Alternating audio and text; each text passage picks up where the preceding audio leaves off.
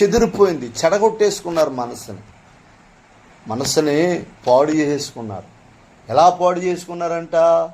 ఊహలు పాడైపోయినాయి అంట, హృదయపు తలంపులు పాడైపోయినాయి అంట, ఇంకెలా పడిదలా బ్రతుకుతూ ఉన్నారంట. బైబిల్లో నాయకులు లేని గొర్రెలు చెదిరిపోవును అని ఉంటాయి. అంటే దాని అర్థం ఏంటంటే ఒక నడిపింపు, ఏమండి, ఒక ఆత్మీయ తండ్రి, ఆత్మీయ తల్లి, ఎలాంటి క్రమశిక్షణ లేనటువంటి దినాలుగా వారు బ్రతుకుతున్నారంట. ఎవరు అంటే నోవాహు దినాలు. వారికి నచ్చినట్లుగా బ్రతుకుతున్నారు. మనకు కూడా దేవుని బిడ్డలారా, మనం నచ్చినట్టు ఉండకూడదు. మనం మారు మనస్సు పొందాం, బాప్తిస్మం పొందాం, యేసురక్తంలో కడగబడ్డాం, కృప ద్వారా రక్షించబడ్డ మనం, కృప ద్వారా ప్రభు దగ్గరికి వచ్చిన మనం ఎలా పడితే అలా ఉండకూడదు. అందుకే ప్రతి ఉదయం ప్రార్థన చేసినప్పుడు నా ప్రవర్తన అంతటి మీద నీ అధికారానికి నేను ఒప్పుకుంటున్నాను అని ఆయన ఒప్పుకోలు మనం ఉండాలి. మన ప్రవర్తన మీద ఆయన అధికారాన్ని ప్రకటించాలి. అలా ప్రకటించినప్పుడు ఏం జరుగుతుందంటే అపవాది మనల్ని రాంగ్ ట్రాక్లోకి తీసుకెళ్ళడం, శరీర సంబంధమైన వాటిలోనికి తీసుకెళ్ళడం, అపవిత్రమైన వాటిలోనికి తీసుకెళ్ళడం, లోక సంబంధమైన వాటిలోనికి తీసుకెళ్ళడం. దేవునికి స్తోత్రం. మనం ఖచ్చితంగా ప్రతి మార్నింగ్ దేవుని బిడ్డలారా దేవుని అధికారపు హస్తము కిందకు వచ్చేయాలి. అలా వచ్చినప్పుడు ఏం జరుగుతుందంటే ప్రియమైన దేవుని బిడ్డలారా, మన జీవితంలో మనము క్రమంగా ప్రభు సన్నిధిలో నడుచుకోగలుగుతాం. దేవునికి స్తోత్రం. హల్లెలూయా. మనస్సు, తలంపులు, ఊహలు ఇవి కాపాడబడాలి. ఏమవ్వాలమ్మా? ఇవి కాపాడబడాలి. ఇవి కాపాడబడాలంటే మనము ఆయన శిలువ రక్తం కింద ఉండాలి. ఆయన శిలువ రక్తం కింద మనం ఉండాలంటే డెఫినెట్గా ప్రతి మార్నింగ్ మనం ఆయన అధికారాన్ని మన మీద ప్రకటించుకోవాలి. మన పిల్లల జీవితాల్లో ప్రభు అధికారం చలామణి అవ్వాలి. మన జీవితంలో ప్రభు అధికారం చలామణి అవ్వాలి. మన కుటుంబాలలో ప్రభు అధికారం చలామణి అవ్వాలి. మన పరిచర్యలో ప్రభు అధికారం చలామణి అవ్వాలి. హల్లెలూయా. దేవుని బిడ్డల పరిచర్యలో నాకు చాలా ప్లాన్లు ఉంటాయి, చాలా ప్రణాళికలు ఉంటాయి. అవన్నీ దైవ చిత్తానుసారమైనవేనా కాదా అని ఆలోచన చేయాలి. దేవుని స్తోత్రం. ఇంకో విషయం చెప్తున్నాను, మనం ఖచ్చితంగా దేవుని నడిపింపు కిందకి వెళ్ళిపోవాలి. ఆత్మ నడిపింపు, ఆత్మీయ తండ్రి నడిపింపు ఎలాగ ప్రాముఖ్యమో, వాక్యపు నడిపింపు ఎలా ప్రాముఖ్యమో, మోస్ట్ ఇంపార్టెంట్గా పరిశుద్ధాత్మ దేవుని నడిపింపు కూడా చాలా ప్రాముఖ్యత, చాలా ప్రాముఖ్యం.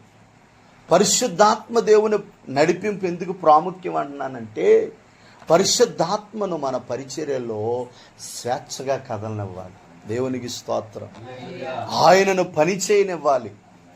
ఆయన ఆధిపత్యం జరగాలి. పరిశుద్ధాత్మ దేవుని యొక్క ఆధిపత్యం మన పరిచర్యలో జరగాలి. అలా జరిగినప్పుడు రిజల్ట్ చాలా మహిమకరంగా ఉంటుంది. దేవునికి స్తోత్రం. హల్లెలూయా. రిజల్ట్ చాలా మహిమకరంగా ఉంటుంది. పరిశుద్ధాత్ముడు మన పగ్గాలు పరిశుద్ధాత్ముడి చేతిలో ఉండాలి. ఆమేన్ చెప్పండి. అంటే పరిశుద్ధాత్మ దేవుడు మన పరిచర్యలో కదలాలి. పరిశుద్ధాత్ముడు పని చేయాలి. మన సొంత నడిపింపు కానీ, మన కుటుంబాలలో సొంత ఆలోచనలు కానీ, ఎలా చేస్తే బాగుంటుంది, ఇది చేస్తే బాగుంటుంది. చాలాసార్లు మనం అనుకుంటాం మన లైఫ్లో, ప్రభు నేను ఎలా ఉంటే బాగుండునేమో అనుకుంటాం. ఎంత గొప్ప ధన్యత అండి ఇది.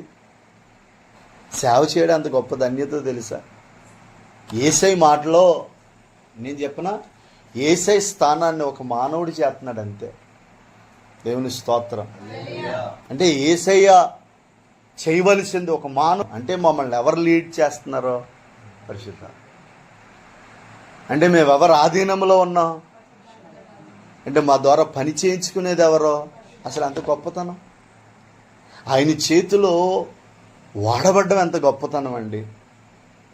ఒక దేవుని చేతిలో ఒక మహిమగల పాత్రగా వాడబడ్డ ఎంత గొప్ప ధన్యత అంటే ఇంక నేను అంటాను, ప్రపంచంలో అంతకంటే భాగ్యం, సౌఖ్యం, గొప్పతనం మరొకటి లేదు. నేను అలా ఫీల్ అవుతాను. దేవునికి మహిమ కలుగునుగా. హల్లెలూయా. దేవుడు అనుమతించంది మన జీవితంలో ఉండనివ్వకూడదు. దేవుని ఇష్టం. బిలాముతో అన్నాడు, నాయనా బిలాము, నీ దగ్గరికి వచ్చిన వాళ్ళు ఎవరో అని అడుగుతారు. ఇది నాయనా ఎలా పరిస్థితి, ఎలా వచ్చారు నా దగ్గరికి అంటే, మరి నువ్వేం చెప్పావంటే, ఏం లేదు నాయన నిన్ను అడిగి చెప్తాను అన్నాను. అంటే మరి నాకు ఇష్టం లేదు బాబు, మరి వాళ్ళు నా ప్రజలు కదా, నేను పేరు పెట్టి పిలుచుకున్నాను కదా, మరి నువ్వు ఏం చేస్తావంటే, సరే ప్రభా పంపించేస్తానంటాడు. మళ్ళీ డబ్బులు ఎక్కువ ఎర చూపితే, సరే మళ్ళీ అసలు ఒక మాట చెప్తాను, దేవుడు మనసు ఒకసారి నిర్ణయం తీసుకుంటే అందులో మార్పు ఉంటుందా? హల్లెలూయా. అసలు దేవుడు వన్స్ ఒకసారి ఆయన ఎలా చేయాలి అనుకున్నాడు అనుకో, అది మనం చెప్పాడు అనుకో, మార్చుకుంటాడా? అంత గొప్ప ప్రవక్త ఆ చిన్న లాజిక్ మిస్ అయిపోయాడు. చాలామంది విశ్వాసులు కూడా అలా మిస్ అయిపోతారు. దేవుని స్తోత్రం. కొంతమంది ప్రభుని నమ్ముకుంటారండి, అటు ఉంటారు ఇటు ఉంటారు. పాస్టర్ గారేమో చెప్తాడు, అమ్మ అలా ఉండకూడదు కదా తల్లి అంటే, మరి మా ఇంట్లో వాళ్ళ కోసం చేస్తున్నానండో, లేదంటే తప్పగా చేస్తున్నానండో. ఇప్పుడు దేవుని వాక్యం ఒకసారి చెప్పాడు ఎలా చేయకూడదు, లోకాచారాలు చేయకూడదు, శరీర సంబంధమైనవి చేయకూడదు, మనం ఎట్లా ఉండకూడదు ఎలా ఉండకూడదు అని దేవుని వాక్యం ఒకసారి చెప్పినప్పుడు మరలా వాక్యాన్ని మనకు అనుకూలంగా మార్చుకుని మనం వెసులుబాటు చేసుకుని బ్రతకడం ఎంత ఘోరం అండి. బిలాము అలా చేశాడంట. అందుకనే ఒక గాడిదతో బిలాముకు బుద్ధి చెప్పించాడు. అంత గొప్ప దైవజనుడితో ఒక గాడిద మాట్లాడి నీ మార్గాలు మంచిగా లేవని చెప్పింది. దేవుని స్తోత్రం. ఆమేన్ చెప్పండి. నేనంటాను ఈరోజు మన మనస్సుకు నచ్చినట్టు బ్రతకూడదు. అంటే మన మీద మనకి స్వేచ్ఛ లేదు. ఎలా అంటే చాలామందికి నచ్చదు, ఇలాంటి బోధ కూడా నచ్చదు. మేము అలా చేయబట్టి చాలామంది వస్తలే. మీరు ఎలా ఉన్నా పర్లేదు, ఆశీర్వాదం దేవునా, ఆశీర్వాదానికి 7 మెట్లు, దేవునికి 9 మెట్లు, నువ్వు ఎక్కేస్తావు ధనం అనే మెట్టు అంటే చాలామంది వచ్చేస్తారు. కానీ అది యాక్సెప్ట్ అవ్వదు. మాకు అది పరిశుద్ధాత్మకి యాక్సెప్ట్ అవ్వదు. దేవుని స్తోత్రం. అంటే ఆయన ఒప్పుకోడు. కానీ మేము ఒప్పుకోవచ్చాం కానీ ఆయన ఒప్పుకోడు. నమ్మదగిన దేవుడు. ఒకసారి నిర్ణయం తీసుకుంటే అది ఏమవుదంట తల్లి. హల్లెలూయా. నేను 100 మందికి చెప్పినట్టు చెప్పేస్తున్నాను, మైకే వాడతలే అంతే. దేవుని స్తోత్రం.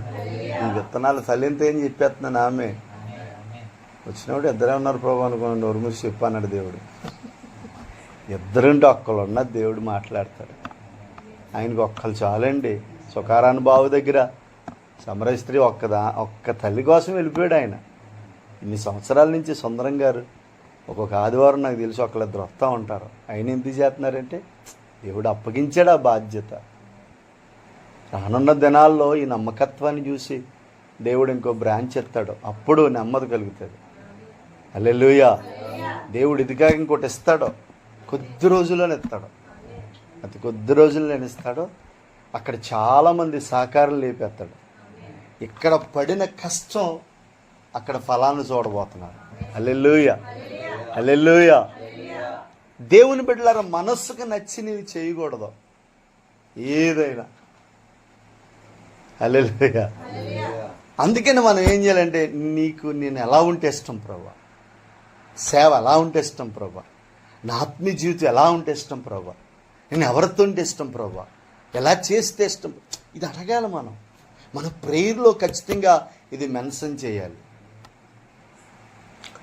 అపోస్తలుల బోధన బోధిస్తూ యేసుప్రభు 4వ మెట్టు ఏమన్నాడంటే, మీరు లోకానికి వేరుగా ఉండాలి అన్నాడు. అంటే వేరైపోవడం దేవుని చిత్తం. మనం ప్రత్యేకంగా బ్రతకడం దేవుని చిత్తం. వేరుబాటు కలిగి బ్రతకడం దేవుని చిత్తం. వైరాగ్యం కలిగి బ్రతకడం దేవుని చిత్తం. లోకానికి లోక పద్ధతులకి ఎడంగా ఉండడం దేవుని చిత్తం. హల్లెలూయా. హామాన్ అంటాడు, అయ్యా వాళ్ళ విధులు నిధులు ఇక అన్నీ మనకి వేరు, అసలు ఈ సపరేట్ అయ్యి మనకి వాళ్ళకి పొత్తు ఉండదు, అందుకు ముందు వాళ్ళు లేపేయాలన్నాడు. దేవుని స్తోత్రం. అంటే క్రైస్తవుడు ఎప్పుడూ ప్రత్యేకమైనోడే. అలా ఉంటేనండి అసలైన ఆశీర్వాదాలు చూస్తారో. మేము తెలంగాణ సేవ చేస్తున్నాం, ఇంకా వాళ్ళంతా స్వస్థతలో ఇదే గొడవ. అయ్యో మనం ఇంత ఉపదేశానికి లాక్కురాని అక్కడికి వెళ్ళిపోద్ది బండి. ఇంకా వాళ్ళకి ఒక స్వస్థత రావాలి, ఒక ప్రవచనం ఉండాలి, తప్పేం కాదు, అవి కావాలి. కానీ వాక్యాన్ని కూడా పాటించాలి కదా. మేము వెళ్తాం, ఒక విశ్వాసి యశోమణి ఆవిడ పేరు, విశ్వం అంతా తిరిగారు. ఆవిడ టచ్ చేయని పాస్టర్ గారు లేడు, అందరు పాస్టర్ గారు టచ్ చేయద్దు. చివరికి నా దగ్గరికి వచ్చి అడ్డది.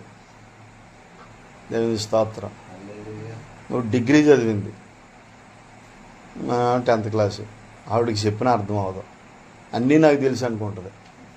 మనం చూసి ఒకటే అన్నానమ్మ, మనం అన్నీ తెలుసు అనుకోకూడదు, ఈశ్వరుకి అంతకంటే జ్ఞానవంతుడైనా. ఓ మాట చెప్పను, మహాపండితుడు ఎవరండి? పౌలు. ఎవరి దగ్గరికి వచ్చి ఉపదేశం నేర్చుకెళ్ళాడు? నిశాని పేతురు దగ్గరికి వచ్చి. హల్లెలూయా. ఈరోజు ఒకసారి నాతో మాట్లాడాడు. నేను ఏదైనా ఒక ప్రాఫెసీ తీసుకోవాలంటే ముందు నాతో దేవుడు మాట్లాడి అయితేనే అది కన్ఫర్మ్ చేసుకుంటాను, లేకపోతే చేసుకోండి. కళల ద్వారానో, వాక్యం ద్వారానో, దర్శనం ద్వారానో, స్వరం ద్వారానో ఏదో రీతిగా మాట్లాడి చివరికి ఎవరైనా దైవజనుల ద్వారా ప్రవచించారనుకో, ఓకే ఇది స్థిరము అని నమ్ముతాను. దేవుని స్తోత్రం. హల్లెలూయా. నేను అంటాను, మన మనస్సు దైవ ఆధీనంలో ఉండాలి, మన నిర్ణయాలు దైవ ఆధీనంలో ఉండాలి. ఏమండి, మన జీవితం దేవుని చిత్తంలో ఉండాలి. అంతే. అసలు అలా జరిగితేనండి సూపర్ అండి బాబు. హల్లెలూయా. అబ్రహాంతో అన్నాడు, అయ్యా నీ పట్ల నాది ఇది, ఓకే అప్పగించుకున్నాడు. ఇప్పటికీ అబ్రహాం పేరు మారుమోగుతుంది. నీ పట్ల దేవుని చిత్తం ఏదో ఉంది, దాన్ని రీచ్ అవ్వలేకపోతావు. దాన్ని రీచ్ అవ్వు. నువ్వు అనుకున్న దానికంటే, ఊహించిన దానికంటే మన ఆలోచనకి అందనంత ఎత్తు నిన్ను తీసుకెళ్తాడు. అంత గొప్ప దేవుడు అండి. దేవుడు ఆశీర్వదించటం, ప్రపంచానికి నిన్ను చూపించడం చాలా ఈజీ, చిటికలో పని. కానీ నిన్ను అక్కడ తీసుకెళ్తే అక్కడ నువ్వు ఎలా ఉంటావు అనేది ట్రైనింగే ఇవన్నీ. హల్లెలూయా. ఆ ట్రైనింగే నలుపుడు. అబ్రహామును ఆశీర్వదించాలంటే బోల్డ్ చాలా పరీక్షలు ఎదుర్కొన్నాడు. ఆ తర్వాత దేవుని బిడ్డలారా ఉన్నతమైన కృప ఇచ్చాడు. దేవుని స్తోత్రం. నేను అంటాను, మనం దేవునికి నచ్చినట్లుగా మన జీవితాలు ఉండాలి, మన పరిచర్యలు ఉండాలి, మన వ్యక్తిగత నడిపింపు ఉండాలి. దేవుని స్తోత్రం. హల్లెలూయా. ఇలా పడిపోతున్న తరానికి దేవుడు ఏం చేస్తున్నాడో, ఈ నోవాహు దినాలలో దేవుడు ఏం చేస్తున్నాడో, ఎరా తల్లి, మనసుకు నచ్చినోడు దొరుకుతలేరు ఆయనకి. ఇప్పుడు అందరూ చెడిపోయారండి. ఆ కిందకే చూస్తే 6వ వచనం, తాను భూమి మీద నరులను చేసినందుకు యెహోవా సంతాపమునుంది హృదయంలో బాధ. హల్లెలూయా. అసలు వాళ్ళందరూ ఎలా ఉన్నారంట? ఎవరు చూసినా అదే, ఒకడైనా బాగుంటాడేమో, ఒకడైనా మంచిగా ఉంటాడేమో, ఒకడైనా నా మాట వింటాడేమో, ఒకడైనా నాకు నచ్చినట్టు బ్రతుకుతాడేమో అని జల్లిడేసి చూసిన ఆవిడ కనపడతలే. ఎవరు చిరాకు వచ్చేసింది ప్రభుకి. ఎంత చిరాకు వచ్చేసిందంటే, ఎందుకు చేశాను వాళ్ళని. ఒకసారి పిల్లలు ఇసుకిచ్చేస్తే ఎందుకు పుట్టారో నాకు కడుపుని అంటారు కదా, అలా అసలు నేను వీళ్ళని ఎందుకు చేశానని దేవుడు పశ్చాత్తాపడిపోయి మనస్సులో నొప్పు కలిగేటట్టుగా చేసేసారండి ఈ తరం. అదిగో ఆ టైంలో దొరికాడు నోవాహు. దేవునికి స్తోత్రం. అందరినీ పరిశీలిస్తున్నాడు, అందరినీ చూస్తున్నాడు. నోవాహు మాత్రం, మీరు ఒక మాట చదవండి, చక్కటి మాట, 9వ వచనం. నోవాహు నీతిపరుడును, 9వ వచనం, 6-9. నోవాహు నీతిపరుడును తన తరములో నిందారహితుడునై ఉండెను. నోవాహు దేవునితో కూడా నడిచిన వాడు. ఇగో ఈ సంగతులు చూశాడంట నోవాహులో. ఏ సంగతిలో? నీతిమంతుడిగా బ్రతకడం, నిందలేని వాడిగా ఉండడం, ఏమండి, దేవునితో నడవడం, ఇవి చూశాడు. ఇంక అందరూ ఒకలా ఉంటున్నారు, నోవాహు ఒకలా ఉంటున్నాడు. అందరూ ఒకలా ప్రవర్తిస్తున్నారు, నోవాహు ఒకలా ప్రవర్తిస్తున్నాడు. అందరూ ఒకలా మాట్లాడుతున్నారు, నోవాహు ఒకలా మాట్లాడుతున్నారు. అందరూ శరీర సంబంధులుగా ఉన్నారు, నోవాహు మాత్రం నీతి, యథార్థత, నమ్మకత్వం, దైవత్వం. ఏమండి, దేవుడు దేవుడు దేవుడు దేవుడు. చాలామంది చాలామంది బిడ్డలు కూడా అంటారు, ఏంటి అందమోడు నైట్ ప్రార్థన అంటావు, ఆదివారం ప్రార్థన దేవుడు దేవుడు అని దేవుడేం బోవెడతాడా అని అంటారు మనల్ని కూడా. నేను నమ్ముకున్న తొలి దినాలు మా అమ్మ కూడా అలాగని, ఇది పని పాట లేకుండా పల్లెని మంగళూరు పిలిచేవులు కోరుకున్నట్టుగా నువ్వు అలా తిరుగుతున్నావు ఏంట్రా, ఈ దేవుడు దేవుడు అంటే సరిపోయింది అనేది. గాల్లో దీపమెట్టి దేవుడు అంటే వచ్చేస్తాడంటే నేను అన్నాను, గాల్లో దీపమెట్టినా దాన్ని ఆర్పకుండా చేయగల దేవుడు నా దేవుడు, హల్లెలూయా అనేవాడిని. నువ్వు మూర్ఖుడు, నీతో వాదించలేను అనేది. హల్లెలూయా, దేవునికి స్తోత్రం. నేను అంటాను బిడ్డలారా, మనం ప్రత్యేకంగా ఉండాలి. మనల్ని యేసుప్రభు చూసినప్పుడు మన మీద కృప కొమ్మరించేయాలి. మన మీద కృప ఎప్పుడు కొమ్మరించేస్తాడు? మన మీద కృప ఎప్పుడు కొమ్మరించేస్తాడంటే మన ప్రవర్తన, మన వైరాగ్యం, వ్యక్తిత్వం, మాట తీరు, ప్రజలతో మిసులుకునే విధానం, ఇవన్నీ చూసి ఆయనకు ముచ్చటేసేసింది అనుకో, కృప వచ్చేద్ది మనకి. నేను చెప్పిన కృప మనం పొందేటట్టుగా మనం దేవుని దృష్టిలో పడాలి, మనుషుల దృష్టిలో కాదు. దేవుడు మన మీద కృప కొమ్మరించేటట్టుగా మన బిహేవియర్ మారిపోవాలి. హల్లెలూయా. దేవునితో బైబిల్లో దేవునితో నడిచిన వాళ్ళు చాలామంది ఉన్నారు. హనోకు దేవునితో నడిచాడు, ఏమంటే ఏలియా దేవునితో నడిచాడు, ఏమంటే పౌలు దేవునితో నడిచాడు, ఇంకా చాలామంది, యోహాను దేవునితో నడిచాడు. దేవుని బిడ్డలారా, దేవునితో నడిచే అనుభవాన్ని పోగొట్టుకోకూడదు. అంటే ఫెలోషిప్ విత్ గాడ్, దేవునితో ఉన్న ఆ సహవాసాన్ని కోల్పోకూడదు మనం ఎవ్రీ టైం. అందుకే ఎడతెగక ప్రార్థన చేయాలి. అంటే మన ప్రార్థనకి ఎడతెరుపు ఉండకూడదు. ఎడతెగకుండా కారు చేస్తుంది వాన 3 రోజుల నుంచి అంటారు కదా, ఆ టైపుగా మన ప్రార్థన ఎలా ఉండాలంటే ఇక నాన్ స్టాప్గా ప్రార్థన చేస్తూనే ఉండాలి. మన నాడి ఆగిపోయే వరకు, అర్థమైందా, మన కట్టి కాలే వరకు, మట్టికి వెళ్ళే వరకు దేవుని బిడ్డలారా ప్రభుతో ఉన్న బంధం పోకూడదు. అదొక్కటే సాక్ష్యాన్ని కాపాడుకుంటూ దేవుని దృష్టిలో మనం పడాలి, దేవుని దృష్టిలో పడాలి. అలా పడాలంటే దేవుని దృష్టిలో పడితే చాలండి, కృప వచ్చేద్ది. హల్లెలూయా. మన మనుషుల దృష్టిలో మనం ఎంత ట్రై చేసినా మనుషులు ఎప్పుడు మంచోళ్ళు అంటారు, మనం గొప్పోళ్ళు అస్సలే అంటారు. కానీ దేవుడు ఒక్కడేనండి.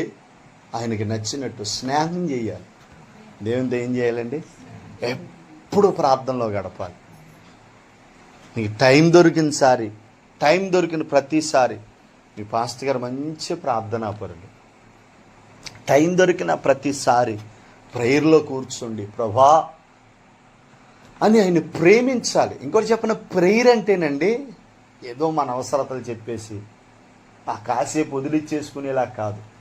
ఇక ప్రేయర్ అంటే ఎలా ఉండాలంటే, ప్రియుడితో మన ముచ్చట్లు ఒక రేంజ్లో ఉండకూడదు. మన ముచ్చట్లు ఎలా ఉండాలి? మనం ఎవరిదానన్నా ముచ్చట పెట్టుకుంటే ఎలా ఉంటుంది? వెళ్ళకక్క కాసేపు కూర్చోవచ్చు కదా, అందుకు అంగారేంటి అంటాం కదా. అలా యేసయ్యతో మన ముచ్చట్లు ఎలా ఉండాలంటే, దేవుని బిడ్డలారా నేను చెప్పనా, 40 నిమిషాలు దాటి ప్రార్థనలో గడుపు. చాలామంది 5 నిమిషాలు 10 నిమిషాలు చిచ్చి 40 నిమిషాలు దాటి ప్రేయర్కి వెళ్ళు. 40 నిమిషాలు దాటి నువ్వు చేసే ప్రార్థన హోలీ స్పిరిట్ అండర్లో జరిగే ప్రేయర్ అది. ఇక నువ్వు ఆ ప్రార్థనలోకి వెళ్తే ఎలా ఉంటుంది చెప్పనండి, 2 గంటలు 3 గంటలు అవసరమైతే 7 గంటల వరకు కూడా నీ ప్రార్థన వెళ్ళిపోద్ది. దేవునికి స్తోత్రం. మేము అలాగ చేసాం, మా యవ్వన జీవితాలలో అలాంటి ప్రేయర్ చేసాం మేము. ప్రార్థన అంటే భారం, పరిచర్య అంటే భారం, సంఘం అంటే భారం, సేవ అంటే భారం, వాక్యం చదవడం అంటే భారం, సువార్త అంటే భారం. ఇది కలుగుతుందంటే నీకు యేసయ్యకి సరైన సహవాసం కుదరలే. మనం ఏదైనా మనకి ఇష్టమైనది తిన్నామనుకో, అది బాగుంది అనుకో, అది మరలా తినాలనిపిస్తుంది. ప్రేయర్ కూడా అంతే. దేవునితో మనకి ప్రార్థన కుదిరిందనుకో, మన లైఫ్లో ఇదే కాపాడుకోవాలి, ఈ ప్రేయర్ లైఫే కాపాడుకోవాలి.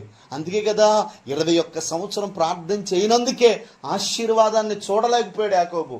కష్టాలే, నష్టాలే, నిందలే, అవమానాలే, ఏమంటే అవహేళనే. దేవునికి స్తోత్రం. ఎండకిండి వానకి దడిసి ఏమంటే ఇలాంటి పరిస్థితులు ఎదుర్కొన్నాడు. ఎప్పుడైతే 21 సంవత్సరం తర్వాత ఎబ్బోకులో ప్రార్థన చేశాడో, రాత్రి లైఫ్ చేంజ్ అయిపోయింది. హల్లెలూయా, హల్లెలూయా. ప్రార్థనే. నీ పరిస్థితి మారాలంటే ప్రార్థనే, నీ స్థితిగతులు మారాలంటే ప్రార్థనే. ప్రార్థన చేయడం ప్రారంభించు. నేను చెప్పనా, ఒక స్థానిక దైవజనుడు, పరిచర్య దైవజనుడు ఉన్నతంగా ఉండాలంటే సంఘం విపరీతంగా ప్రార్థన చేయాలి. హల్లెలూయా. నిజంగా చెప్తున్నాను. మా తండ్రిని వాడుకో ప్రభా, మా తండ్రికి అనేక ఆత్మలే ప్రభా, మా తండ్రికి ఆరోగ్యమే ప్రభా, మా తండ్రిని విరామం లేకుండా తీసుకెళ్ళి అనే సంఘం అడిగితేనండి దేవుడు మురిసిపోతాడు. అసలు మామూలుగా మురిసిపోడు. నా బిడ్డలు చూసా, వాళ్ళ తండ్రి కోసం, కాపరి కోసం ఎంత కన్నీళ్ళు గారుతున్నారని పొంగిపోతాడండి. కృప ఇంకిచ్చేస్తాడు.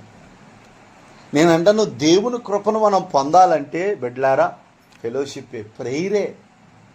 అలా ఉన్నాడు కాబట్టి నోవాహు ఏం పొందాడంట? కృప పొందాడు. కృప పొందాడు కాబట్టే, దేవుని దృష్టి ఆయన మీద పడ్డది కాబట్టే నోవాహు దేవుని కృప పొందాడు. నోవాహు దేవుని కృప పొందిన తర్వాత నేను చెప్పనా, రాబోతున్న ఉగ్రత నుంచి తప్పించబడ్డాడు. నీ మీద కృప ఉంటేనండి నిన్ను అనేక విషయాల్లో తప్పిస్తాడు ఆయన, రక్షిస్తాడు ఆయన, నడిపిస్తాడు ఆయన. కృప అంత గొప్పదండి. కృప అంటే యోగ్యత, అర్హతకు లేని వ్యక్తులను, అసలు మనం దీనికి అర్హులం కాదు, అసలు దీనికి యోగ్యులం కాదు, అయినా ఆయన మనల్ని ఏం చేశాడు? యోగ్యపరిచాడు. దాన్నే కృప అంటారు. నోవాహు కృప పొందాడు. రెండోది, తల్లైన మరియ కూడా ఏం పొందింది? కృప. ఆమె కూడా కృప పొందడానికి చాలా కారణాలు ఉన్నాయి. అందులో ముఖ్యమైన కారణం చెప్పనా, తన పవిత్ర జీవితాన్ని కాపాడుకుంది, యవ్వన జీవితాన్ని కాపాడుకుంది. అసలు టాప్ అండి. ఇంత మచ్చలేని మహాయోధురాలు. చూశాడు, ఈ భూలోకంలోకి నేను ఈ భూలోకంలోకి వెళ్ళాలి. దేవుడు అనుకున్నాడంటే నేను భూలోకానికి వెళ్ళాలంటే నాకు పర్సన్ కావాలి. ఎదుగుతున్నాడు. జల్లిడేసి చూడగా ప్రపంచంలో ఎవరు కనపడ్డారండి? అది మరీతలు కనపడ్డది. నేను చెప్పను, కృప ప్రార్థన సహవాసం కలిగి ఉంటే వస్తుంది. రెండోది, పరిశుద్ధత కాపాడుకుంటే వస్తుంది. మన మీద దేవుని కృప ఎప్పుడు వస్తుంది? హల్లెలూయా, హల్లెలూయా. అది కృప మన మీదకి రావాలంటే ఫెలోషిప్ విత్ గాడ్, దేవునితో సహవాసం, ప్రార్థన. ఒక ఆదివారం ప్రార్థన, శుక్రవారం ప్రార్థన, ఓల్డ్ నైట్ ప్రార్థన కాదు. నీకు కూడా ఇంట్లో ఒక ప్రేయర్ ప్రార్థన స్థలం ఉండాలి. నా చిన్న అనుభవం చెప్తున్నా. మాదప్పట్లో బ్రదర్, దేవుని బిడ్డల కృప దొరకాలంటే రోజు ప్రార్థన చేయాలి. ఆమె కృప దొరకాలంటే రోజు ప్రార్థన చేయాలి. రెండవది, కృప కావాలంటే పరిశుద్ధ జీవితాన్ని కాపాడుకోవాలి. ప్రస్తుతం ఉన్న పరిస్థితుల్లో పరిశుద్ధ జీవితం కాపాడబడడం కష్టమైపోతుంది. ఇప్పుడు ప్రస్తుతం ఉన్న ఈ టెక్నాలజీ విపరీతమైపోయిన ఈ దినాల్లో పరిశుద్ధత కాపాడుకోవడం, ఏమండి, సరైన వస్త్రాలు వేసుకోకుండా అత్యంత కిరాతకమైన ప్రదర్శనలో, హల్లెలూయా, బయటికి వెళ్తే ఏదో ఒక అపవిత్రత అంటుకునే సందర్భాలు. నేను చెప్తున్నాను, ఇప్పుడే అలా ఉందా?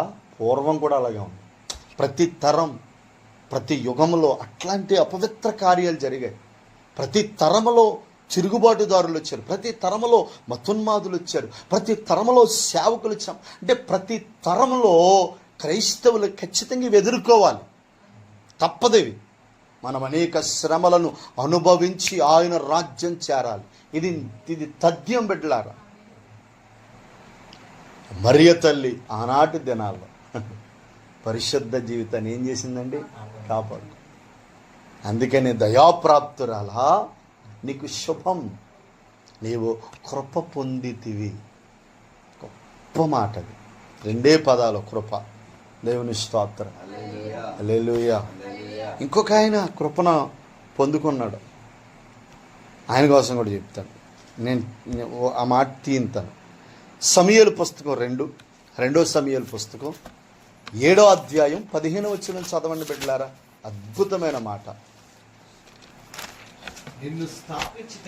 నిన్ను స్థాపించటానికై కొట్టివేసిన సౌలునకు నా కృప దూరమైనట్లు అతనికి నా కృప దూరము చేయను. హల్లెలూయా.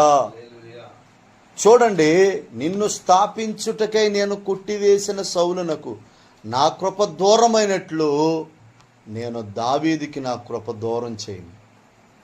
హల్లెలూయా. ఎందుకు దావీదుకి దేవుని కృప దూరం చేయను అన్నాడు అంటే, కీర్తన గ్రంథంలో అంటాడు 26:3లో, నీ కృప నా కన్నుల ఎదుట ఉంచుకొని ఉన్నాను, నీ సత్యము అనుసరించి నడుచుకొనుచున్నాను అంటాడు. అదే కీర్తన 31:16లో, నీ సేవకుని మీద నీ ముఖకాంతి ప్రకాశింపచేయము, నీ కృప చేత నన్ను దేవునికి ఇస్తాను. దావీదు ఎక్కువ కృప అనే పదం, స్తుతి అనే పదం వాడాడు.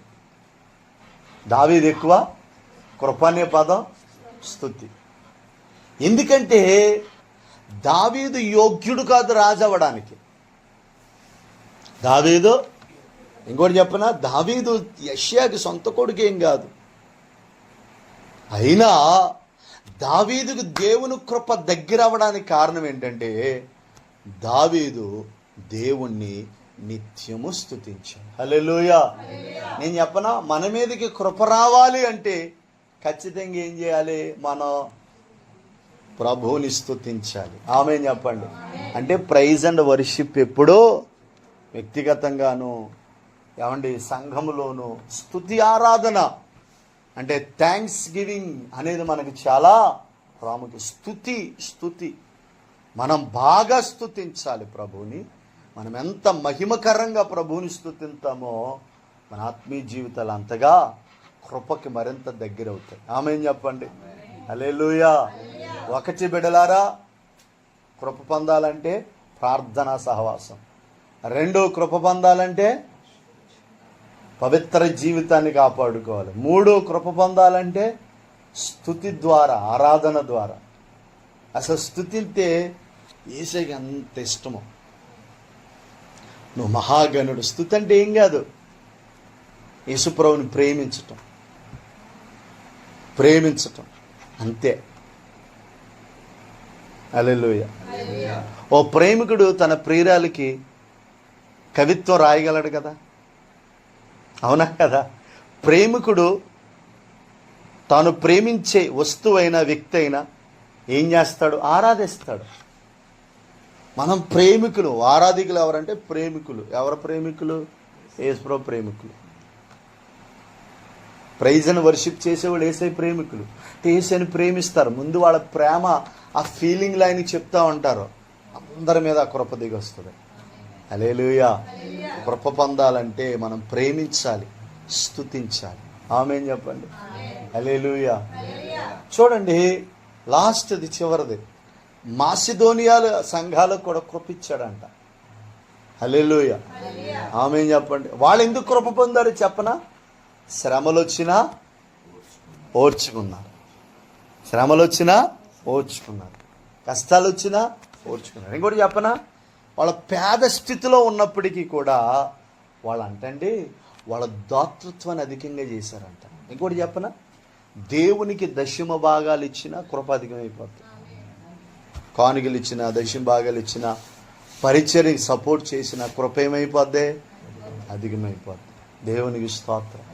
మన మీద కృప రావాలంటే 1 ప్రార్థించాలి, 2 పరిశుద్ధత కాపాడుకోవాలి, 3 ప్రేమించాలి, స్తుతించాలి, 4 దేవుని బిడ్డలారా, 4 ఇదే దేవునికి ఇవ్వాలి. గివింగ్నెస్ దేవునికి ఇస్తే మన మీద కృప నిత్యము నిలిచి ఉంటుంది.